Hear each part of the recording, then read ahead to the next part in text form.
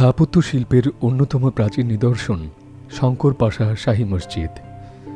মসজিদটি লাল রঙের বলে অনেকে এটিকে লাল মসজিদও বলে থাকেন। আবার টিলার উপরে বলে অনেকে টিলা মসজিদও বলেন। দুটোকে মিলিয়ে অনেকে লাল টিলা মসজিদও বলেন।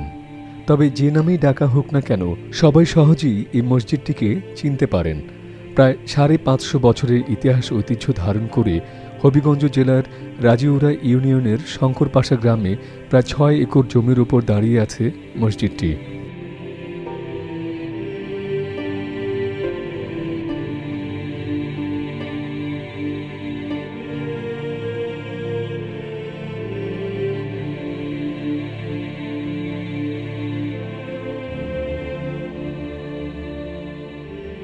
সবার দৃষ্টি আকর্ষণের অন্যতম কারণ হল এর চমৎকার নির্মাণশৈলী। উন্নত মানের পোড়া ইট কেটে সেটে দেওয়া হয়েছে ইমারতে। এর গায়ে কোনো প্রলেপ নেই। দেয়ালের বাইরের অংশে পোড়া ইটের উপর বিভিন্ন নকশা এবং অলঙ্করণ সহজেই মুসল্লি ও দর্শনার্থীদের দৃষ্টি আকর্ষণ করে। মসজিদের উৎকীর্ণ এক শিলালিপি থেকে প্রাপ্ত তথ্যে জানা যায়, তৎকালীন সুলতান আলাউদ্দিন হোসেন শাহের প্রশাসনিক কর্মকর্তা মজলিস আমিন 1493 সালে এই মসজিদের নির্মাণ কাজ শুরু করেন। 1513 সালে এই নির্মাণ কাজ শেষ হয়। এই মসজিদের পাশেই তার সমাধি দেখতে পাওয়া যায়।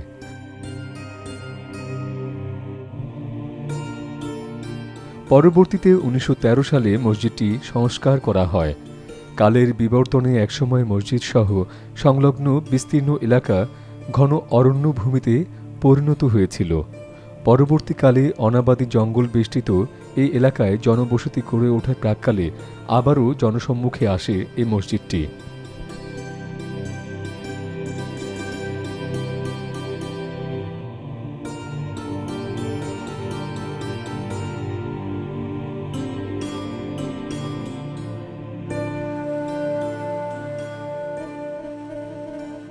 সুলতানি আমলে নির্মিত হওয়া এই মসজিদটি একটি একচালা ভবন।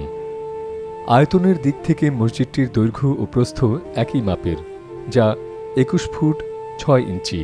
এর সম্মুখের বারান্দাটির প্রস্থ 3 ফুটের সামান্য বেশি। এতে 4টি গম্বুজ রয়েছে। মূল ভবনের উপর একটি বিশাল গম্বুজ এবং বারান্দার উপর রয়েছে 3টি ছোট গম্বুজ। মসজিদটিতে মোট 15টি দরজা ও জানালা রয়েছে, যা পরস্পর সমান আকৃতির প্রায়। পূর্ব, উত্তর, দক্ষিণ এই 3 দিকের দেয়ালের পুরুত্ব প্রায় 5 ফুট এবং পশ্চিমেরটি প্রায় 10 ফুট। এতে মোট 6টি কারুকার্য শোভিত স্তম্ভ আছে, প্রধান কক্ষের 4 কোণে ও বারান্দার 2 কোণে। মসজিদের দক্ষিণ পার্শ্বে রয়েছে একটি বড় দিঘি। 500 বছরের পুরনো এই মসজিদটি দেখতে প্রায় সারা বছরই দর্শনার্থীরা ছুটে আসেন এই এলাকায়।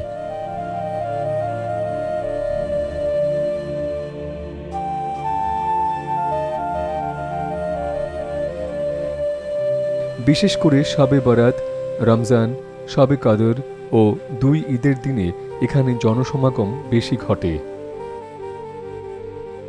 বর্তমানে মসজিদটি বাংলাদেশ সরকারের প্রত্নতত্ত্ব বিভাগের রক্ষণাবেক্ষণের দায়িত্বে রয়েছে।